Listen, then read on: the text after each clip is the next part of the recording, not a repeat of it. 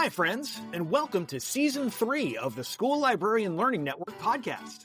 I'm Steve Tatro, often known as Dr. T Loves Books, and I love talking about all things related to school libraries. I'm an old dog who's always trying to learn new tricks. That's why at each episode of the SLLN podcast, I'll chat with a school librarian about a lesson, program, or activity they love. Hopefully, this can be a place for school librarians to get ideas and find new ways to engage with their students and staff. Speaking of which, I'd love to hear about what you and your friends are doing in your school library. Email me at drtlovesbooks@gmail.com. That's drtlovesbooks@gmail.com to tell me about what you're doing, offer feedback about the SLLN podcast, or to request a podcast sticker. As Amy Herman likes to say, being a guest on a podcast is a great way to show your admins you are engaged in meaningful professional development and leadership in the profession. So drop me a line and let's chat. That being said, the opinions and ideas shared in this podcast by myself and my guests are our own and do not reflect those of our school districts. I just like to geek out about school libraries. So without further ado, let's get to this week's episode. Hey everybody, we're back. I've got a new friend. I'm very excited and we're going to be talking about some fun stuff. But before I get too far along the path, let me say welcome, Vicky. Thank you so much for being here. Why don't you take a second to tell folks who you are, where you're at, and what you do? Awesome. Hi, everyone. My name is Vicky Finney. I am a high school librarian at Washburn High School in Topeka, Kansas. Kansas. Got a whole string of Kansas folks going lately, and I love it. It's great. Yes. Y'all are the best. We are.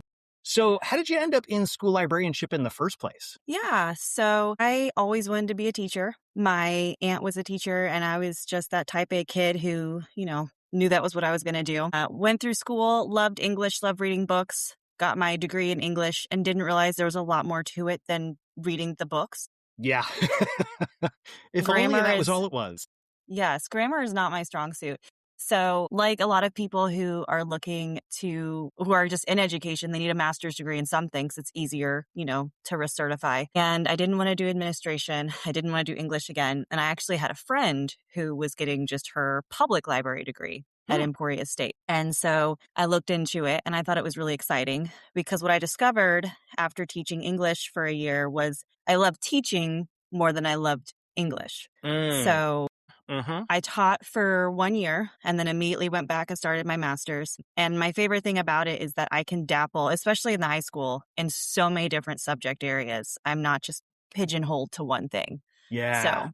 So it wasn't the original plan, but it definitely fell into place and I love it. I totally get that. Yeah. I was just talking to an English colleague the other day and saying how the library is the best parts of teaching without the bad parts of teaching. So yes.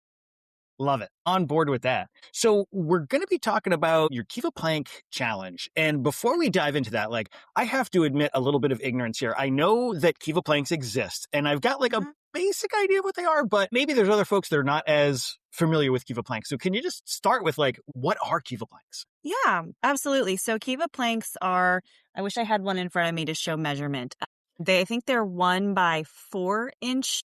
They're either cedar or pine blocks. It depends on if you're buying Keva for education or Keva for home use. I think they use different materials, but they're just little rectangular blocks that you can use for all kinds of things. Team building, reinforcing lessons, creativity.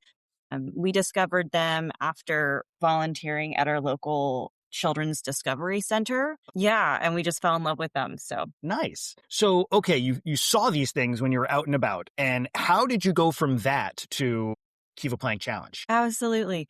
So here in Topeka, we have the Kansas Children's Discovery Center. It's attached to Gage Park and the Topeka Zoo, if anyone's familiar with the area. And they have an engineering day once a year. And so we went and we were volunteering there, my husband and I.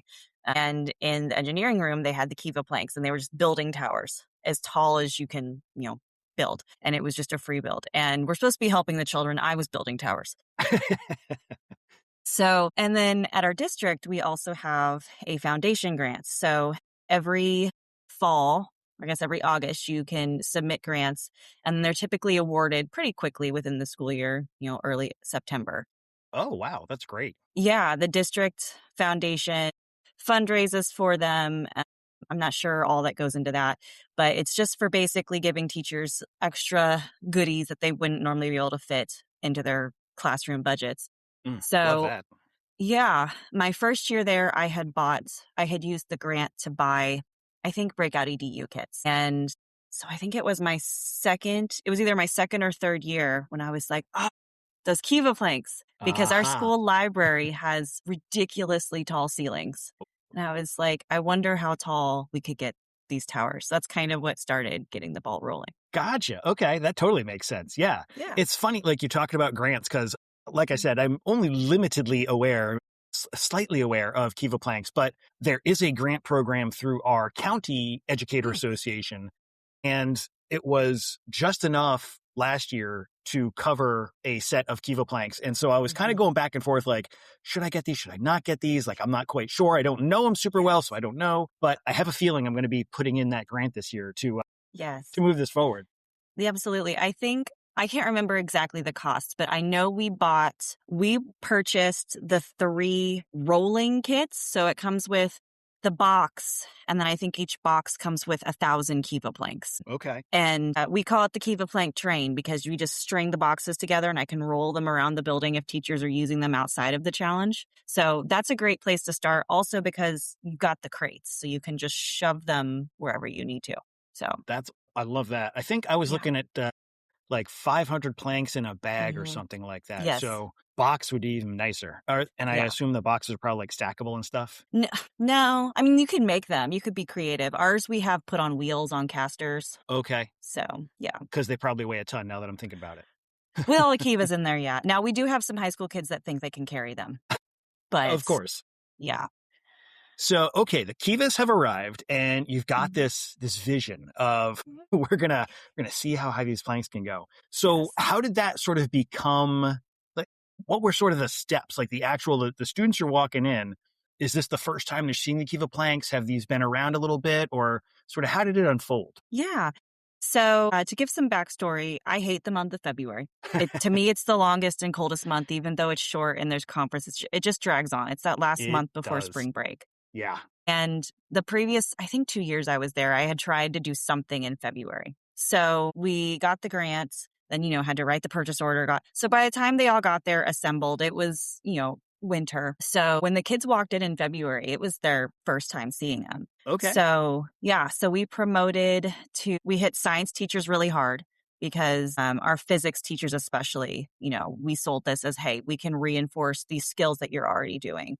But we also sent it out to the whole staff as a team building activity, group work, or just, you guys have worked your butt off, you need a brain break type of thing. And then we just promoted it to the whole staff.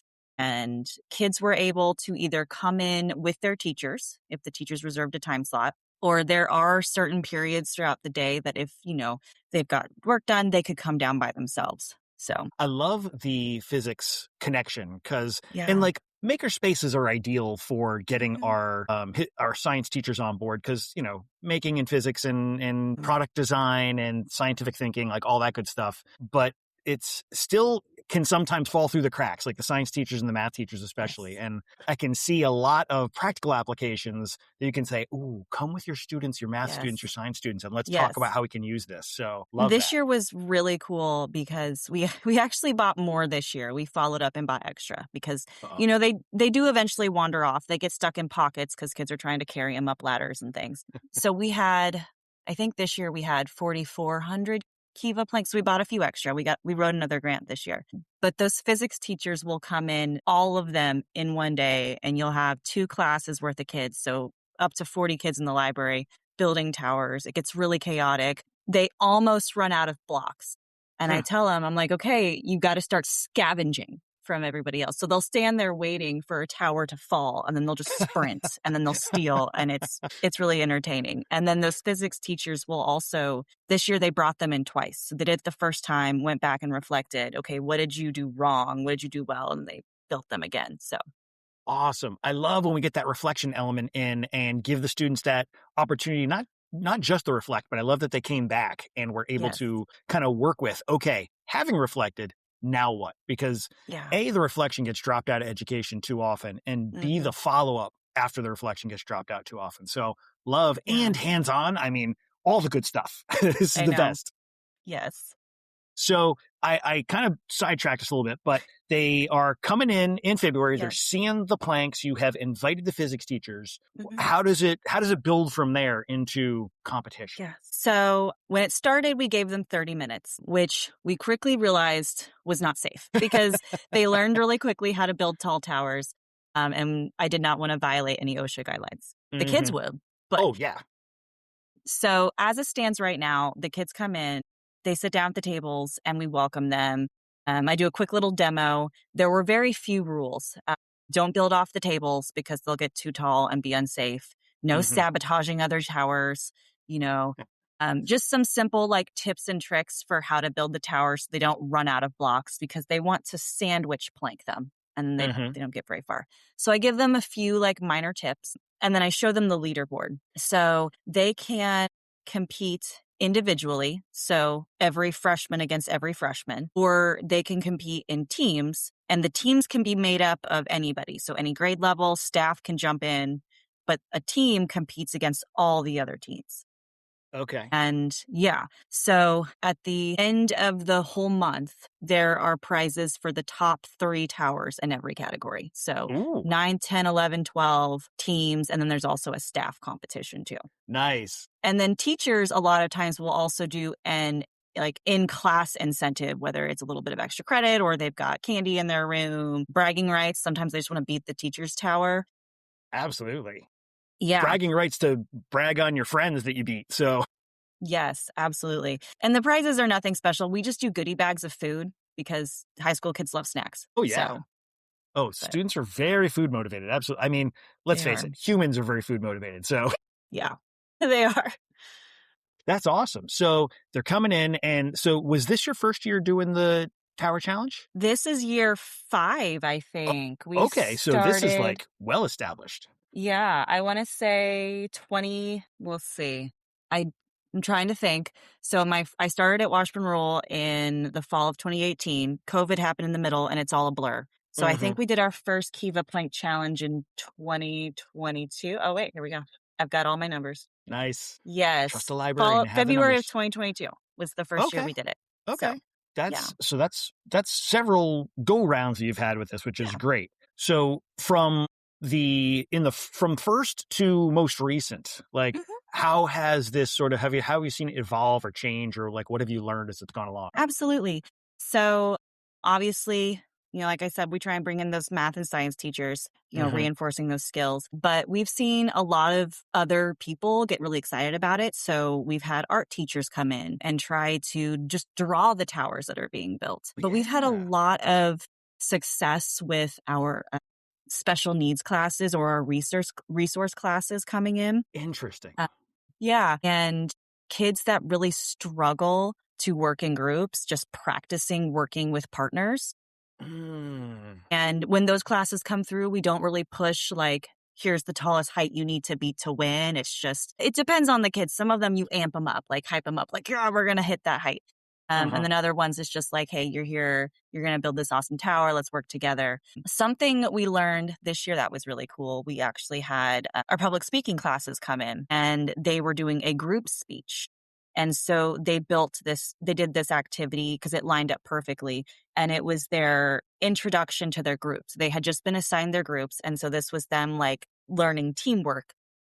Okay. And one of the teachers said, he goes, the group that you expect to, succeed, the stereotypical book nerds, if you would, did not do as good. But his kids that are more street smart, sometimes a little bit more of a challenge for him, those kids just excelled. So like seeing these different skill sets and getting to see those kids that normally get a bad label, unfortunately, getting to see them excel in something is really cool. Yeah, that's awesome, man. And I love how anytime we're doing hands-on stuff, it is such a great leveler for ability level, skill level, and also just like general like knowledge, because a lot of our students are coming in to any kind of hands-on challenge with very limited hands-on experience with lots of different things. So really gives everybody the chance to shine, whether or not they're super fluent in the subject that they're coming in with. It can still be just a great fun activity, but also a great learning activity. Yeah. And then I think the only other like real modification and change we've had to make from year 1 to now is after 2 years, we had to cut the time in half. So we went from 30 minutes down to 15 Okay. because they just are getting too good. The first year we built these towers, our tallest height was 12'7", and he did that. Amazing. Yeah, but he did that by himself in 30 minutes. This year we had our tallest tower ever at 13 feet, 8.5 inches. Wow. And that was in 15 minutes. So they're getting really fast. Yeah. And they're getting really good. We're having to constantly buy taller ladders because we can't get them from the district fast enough. So we now own a 10-foot ladder that we have in the back of the library. So, yeah. Hey, handy for when you want to do stuff around the library, I'm sure. Yes. Yep. Absolutely. So do you credit the increase in their skills with the students are seeing this repeatedly over years, or are you seeing like freshmen coming in with a better set of skills than you've seen in the past? I'm just kind of curious. It's a combination of both. So the tower building always starts out really rocky. So the first couple weeks of February, they haven't figured out the challenge. So the best way to build these towers is to basically challenge yourself physically, like, well, with physics.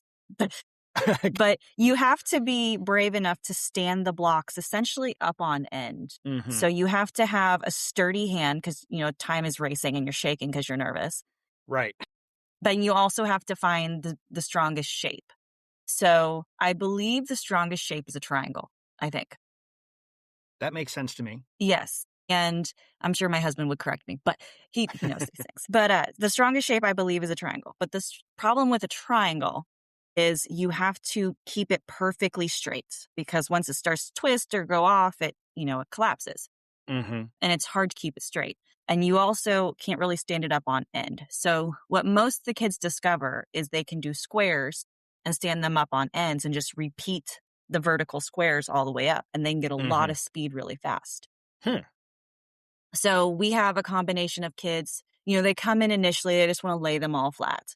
And then they look around, they see what other people are doing, and then they observe, and then they modify and they change. And then we also have kids who come in every single year and they just make it their personal challenge, just beat their best every year. So it's a little bit of both. Okay. I love that. And I love that they are like, this activity is encouraging the students to pay attention to what's going on around them because I'm not going to speak for your students, but holy smokes, my students, they walk into things because they're not paying attention. So like, I love that this is sort of expanding their awareness a little bit beyond just what's directly in front of them. Yes, absolutely. And I love too that you talked about like bringing art in and art teachers like drawing. And I mean, I can see this going in so many amazing directions. Like you can absolutely like stick with the physics and like who can go tallest. And then you could also like, I could see talking to the physics teachers about using them to like, sure, up is great. How far sideways can you go before it collapses? Like stacking and, interleaving and stuff. Yes. So many physics applications, but then like art, like having a special art section for like who can make the prettiest tower, the most interesting arrangement, like just so many different things you could do here. And bringing in your speech kids, never would have thought to do that. Like brilliant though. Like such a great opportunity for them, like you said, for that team building and just even just getting to know you. So like if you've got new students in the school, what a great opportunity for them to get to know each other and kind of get used to the culture of the space. So it's a lot of promotion up front. I'm sure the staff gets really irritated with all my emails. I send emails out, to the whole school. I send them out to the science department, the math department, the art department, and then I'll send them out to English, like, hey, if you have one class that's ahead, send them down. Because, there's always going to be that one class or someone's falling behind, things like that. They also, every year there's a kid who says, hey, you need to judge based off the prettiest tower. I'm like, I don't know how to do that. Like, we have to take pictures of all these towers and vote. Like, I can't be subjective because there was one tower several years ago that kiddos built and it was absolutely gorgeous. I don't know my shapes. It was, I think it was 6-sided. Yes. Okay. And then off of 4 of the sides, they had squares and they built it up and it is the coolest tower. But they only had, when they built that tower, they had 30 minutes. So it only got 5 feet tall. So So they're kind of limited. But the towers or the blocks do get checked out by teachers outside of the challenge. So Okay. we have had our teachers take them down to their room and use them for 2D art designs. We've had our computer science teacher, she uses them. The kids make mazes and they have the little Sphero robots that they Oh, yeah. drive through.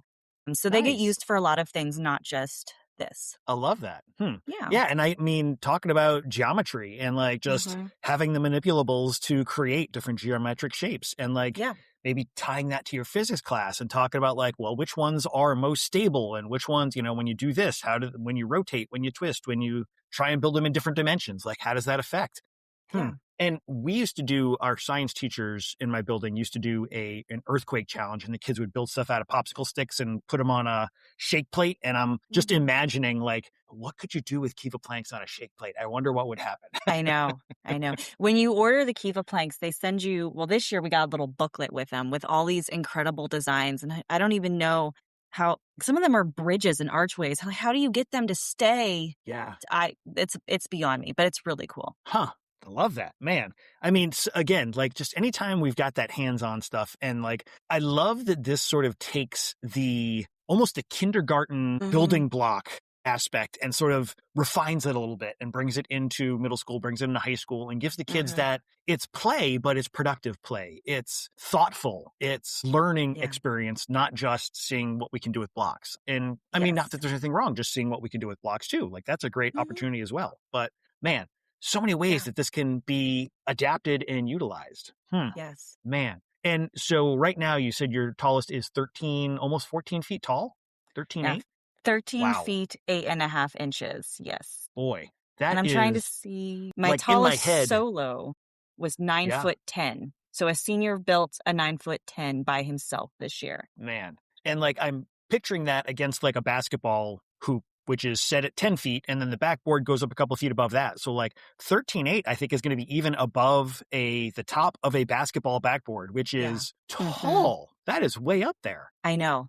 And they end up standing so high on that ladder, and you just have, Well, that's the thing. I'd be with my middle schoolers. I'd be like, I don't know if I can trust you to stand on my kick step, never mind a 10-foot ladder.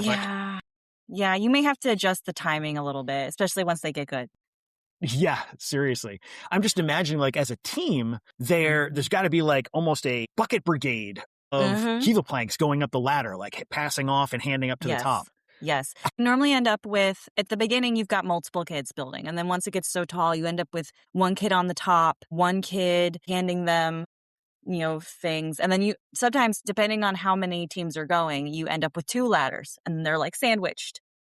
So it depends on how many other teams are going and if they can steal the ladders, because I don't let them poach ladders from teams that are using them. Okay. I mean, that makes sense. Yeah. So it gets a little chaotic and kind of fun watching them fight over the ladders. So I have had kids try to take two wooden chairs, seat to seat, and put a chair on a chair.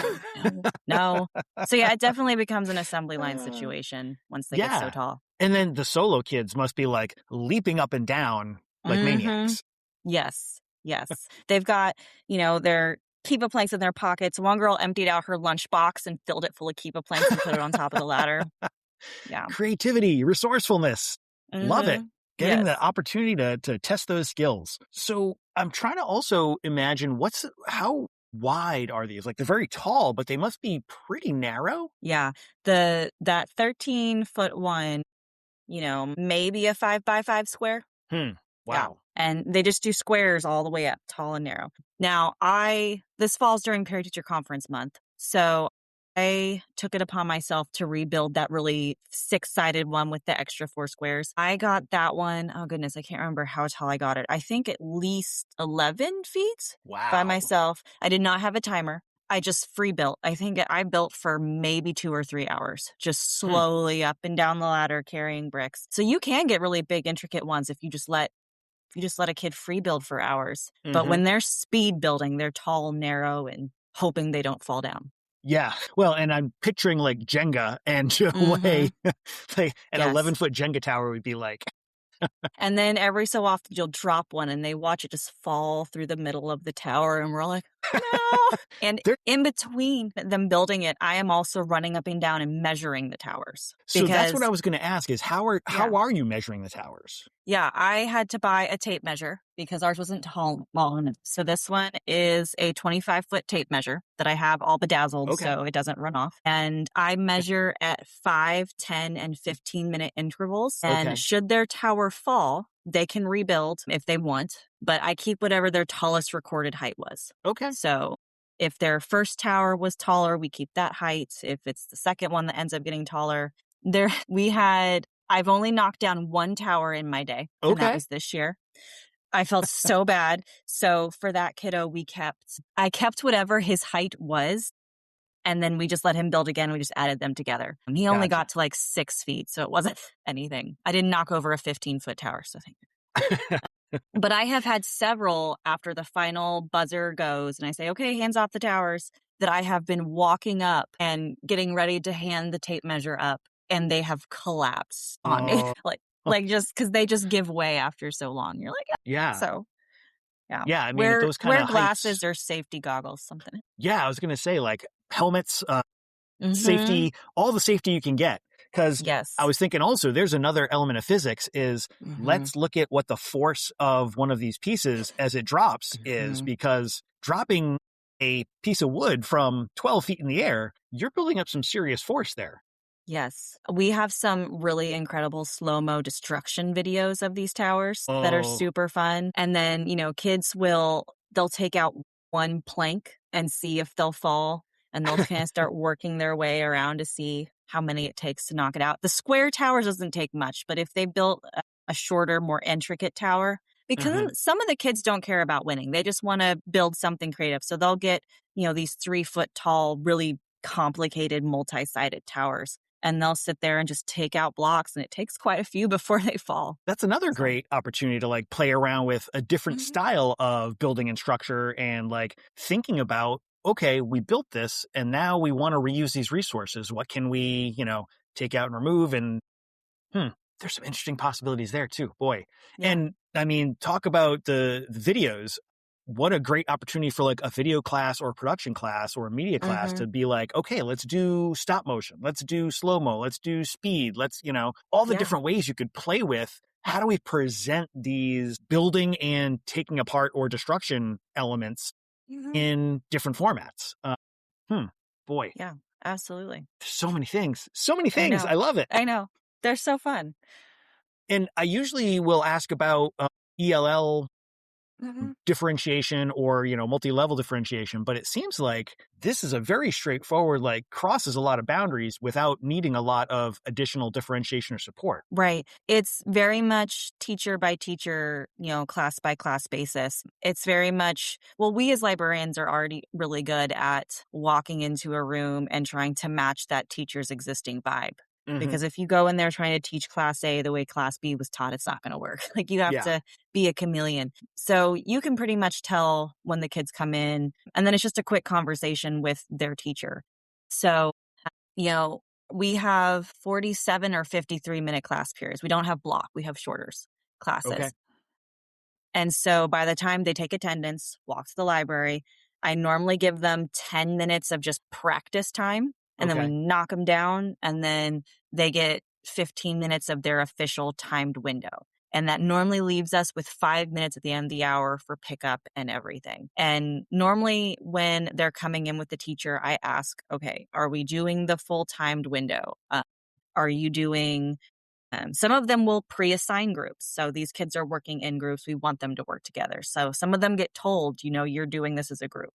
So we're just kind of checking in on those things. And some of the kids, it's just, do they even want to compete? Kids aren't competitive. So just, if they just want to come in and sit down and just build a tiny tower on the floor, they're hands-on, they're doing something. So yeah, absolutely. It's a way to take part in the experience without necessarily investing themselves in something that they may not be as interested in. Right. Yeah. Love it.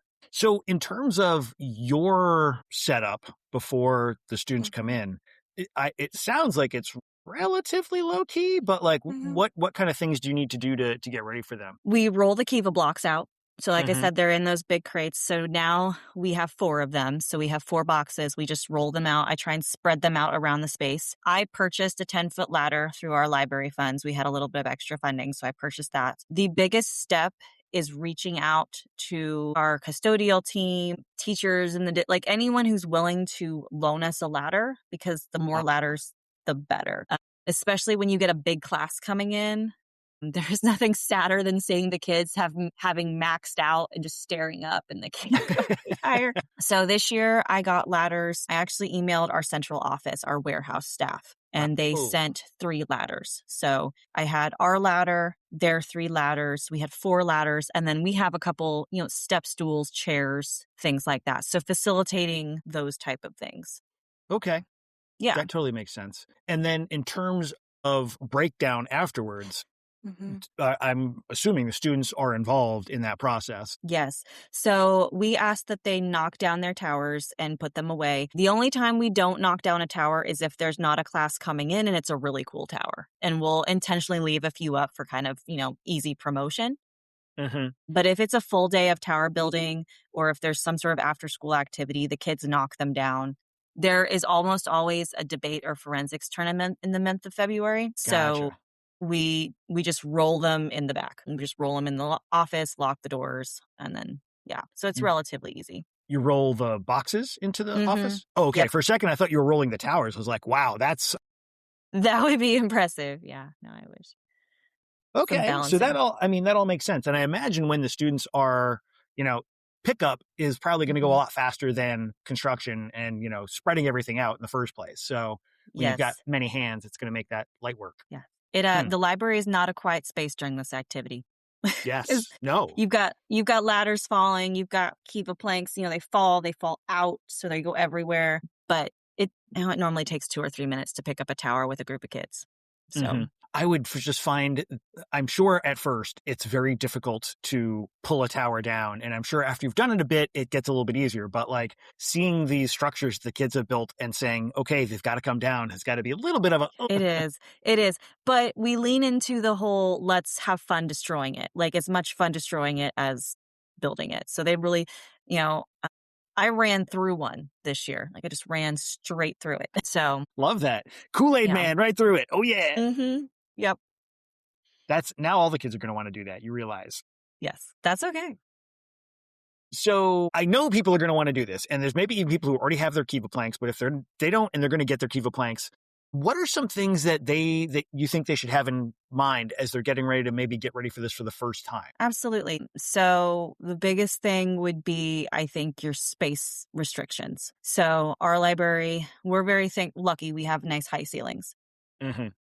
So every so often, our disc golf club, when they can't go outside, if it's raining, they'll borrow them in their hallway, and they're limited to the 8-foot ceilings, and then they can't go any taller. So finding a space where you can build them. And then the biggest one beyond that would be getting those ladders and figuring out that time restriction. You want to make sure that those kids are building safely. So they've got ladders to stand on that are sturdy, but also we want to make sure they're not standing on the very top step and making us all very nervous. Yes. So making sure that there's adequate time and adequate ladders. So that way when they do figure it out, that first year, they don't get as tall. They're still, figuring out the nuts and bolts. But once they learn and they get in the flow of it, they're gonna start building tall. So you got to make sure that there's space and it's safe. Yeah. I'm trying to think of where I could do this in my school because my library ceilings are they're less than 9 feet tall. And like I can practically touch the ceiling when I stretch. So clearly we're going to have to think about if we're going for height, we got to find a new space. Yes. But certainly lots of options and opportunities with this as well. Yeah. I would say maybe the gym would be a cool place. Yeah. If your school has a community center or a commons, like those big, a lot of schools are remodeling. Our elementary schools remodeled, and they all have these really big, beautiful, welcome, lobby areas once you get through the security check-in, using anything like that. And even if you don't do it as a competition, you could have kids build them out in that lobby to welcome parents on parent night or something, just draw people in. Absolutely. Yeah. If And it's you warm outside. Yeah, absolutely. Mm-hmm. Love that. You said gym, and my mind immediately pictured my gym where we have pull-out bleachers that I'm imagining instead of using ladders, we can build on the side of the bleachers and the kids Oh, can just yeah. reach over the edge of the bleachers. Maybe that's a Yeah. way to avoid Mm-hmm. that, because middle school kids on a ladder, I can't even imagine. I'd have to bungee cord them to the ladder, but Yep. Yeah. lots of options. Man. And I mean, I can imagine this being used with any grade level. Like you could absolutely bring this way down to the little kids or all the way up. I mean, you're using it with high school students and Mm-hmm. seniors, and they clearly seem to be loving it because they Yeah. are really going for it with these structures. Yeah. This year we had 240 towers built. And Wow. I want to say we had February, there's only 28 days in February. You take out the weekends and we only had like 15 days with kids. So we Yeah. had a ton of towers built. And I mean, yeah, I bought a personal set just for my nephew who just turned 3. And he loves to build his little 2-foot tower. What he loves more is watching me build the little 2-foot tower and him knocking it over. But Yes. so all grade levels, all ages. That's awesome. So you've been doing this for a little while. So obviously this has some sticking power. Have you gotten any kind of feedback from the students or the staff about this activity? Just that they love it and they want me to bring it back every year. I will be honest, by the time I hit February 28th, I never want to see another Keva plank again. Like I'm ready to shove them back in the closet for a year. And not think about them. But no, they enjoy it. They want to know when they're coming back. Almost always when they're put up, they're like, oh no, is it done? And then I think the other feedback has just been, ways to use them. So teachers coming in and checking them out for classes. They'll come in for the challenge and they're like, hey, I want to use this for this class. So we have a math teacher. She brings her kids in every year. And then after she did that, it's normally August, September, she checks out the boxes and uses them in her room. So I think that would be awesome. the biggest feedback. That, and then just them giving us ideas on how to get more towers or more ladders and trying to figure out that. Well, and I mean, clearly the folks that you're getting grants from think that this is a worthwhile program, that you have managed to get several grants worth of these Keva planks. So that's great. I mean, that's a testament too to your preparation of this program, that it is seen now as something that is like, yes, we need to continue to support it and grow it. So that's awesome. I document, so I have a printout log where I write down their heights because that's just the fastest option. And then after every class goes through, I upload every final height that, whatever the tallest recorded was. I put it in a Google form, and then that tracks them all in sheets. So I have every single year worth of logs and sheets and heights. So if I ever were to get questioned on the use of these things, I can send that out. And then we also include those in our quarterly statistics as well. So. Yeah, that's a great idea. Yeah. Man, anything we can do to document and have that evidence on hand and say, here's awesome stuff we're doing. Check it out. Yes. Very clever. All right. Man, well, I love this. This is so cool. Thank you so much for coming to talk about it and share about it. Absolutely. I think we're at the point where we're going to take our 90-degree turn and go into our book break. Book break. Squiddy! Yay. Okay. Any kind of books you want to bring us, what do you think people should get on their reading radar? Okay. So I read a lot. Sadly, I don't read as fast as the kids think I do. But every summer, any of us do. I know. Every summer I do Mrs. Finney's hot picks for summer reads. So I brought my hot picks for summer reads for us. Okay. I love that. Do you want me just to go through them real quick, like rapid fire? Absolutely. Yeah. Bring them on. Let's see what we got. Okay. So I try and do 5 different genres as much as I can. And I try to have them all be summer vibey. It's hard to tell, but they're all YA. So The Golden Boy's Guide to Bipolar by Sonora Reyes. That one goes into mental health, realistic fiction, conflicts between religion and finding self and all of these different things and how those conflict. There's an LGBTQ plus representation in that one. It was really good. Nice. A painful, but I thought very honest portrayal of someone struggling with mental health. So, okay. Love that. Yeah.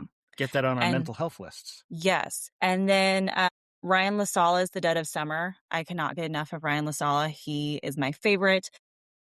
Ever since I read I'm familiar with. Yes. He wrote The Honeys, which is a horror novel about the laziest summary of it is there's a girl with bees in her head. Like that's the laziest summary.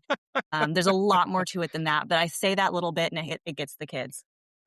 So The Dead of Summer is about a kiddo who goes back to their home island. They are townies on like a tourist trap island. Okay. And basically people start turning into zombies made of coral. Okay. Yep. I'm seeing a little bit of a theme in LaSala's work here. Okay. Yep. Love it. They're weird, but we love them. And then my fantasy was A Tall Dark Trouble by Vanessa Montalban. I apologize. I just butchered that poor woman's name. That's all right. But it is a modern Cuban American take on practical magic. So, okay. Yeah. Got alternating timelines. It's between the 1980s and today. Siblings, cursed in love, the whole thing. It's really cool. Nice tie-in with they're remaking, or not remaking, they're doing the sequel now for Practical Magic like 20 years later. So love that. Okay. And then for romance readers, I have Guava and Grudges by Alexis Castellanos. Okay. It is a Cuban-American Romeo and Juliet set in the Pacific Northwest with donuts and no death. Okay. So, you know. Talk about donuts and romance and no death. Yes.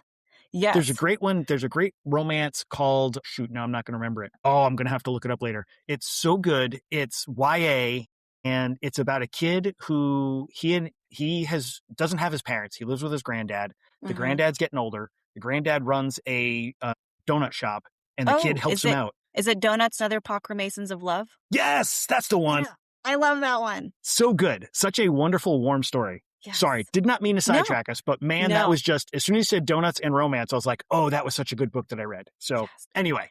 And then last but not least, I have a graphic novel. It is Tall Water, and my printer is horrible, so I cannot see the author. I apologize. But it is about a young lady who she lives with her father in the United States. Her mother still lives in Sri Lanka. They got separated, and she takes an advantage to travel to Sri Lanka to see her mother. There's a tsunami, I believe, all kinds of different things. So finding your family, discovering yourself, natural disasters, I love a graphic communities. Novel. Yeah. Man, that sounds interesting. I have not heard of that one. Okay. Yeah. Great. Man. So my summer reading list has just grown. I love it. Yay. This is so great. Thank you so much for sharing this activity, sharing these awesome titles. Yeah. I know folks are going to want to kind of see what you're up to and what's going on. So where can they go find you if they want to find you online? Absolutely. So I am actually really lucky. I have a co-librarian. So there are two of us at the high school.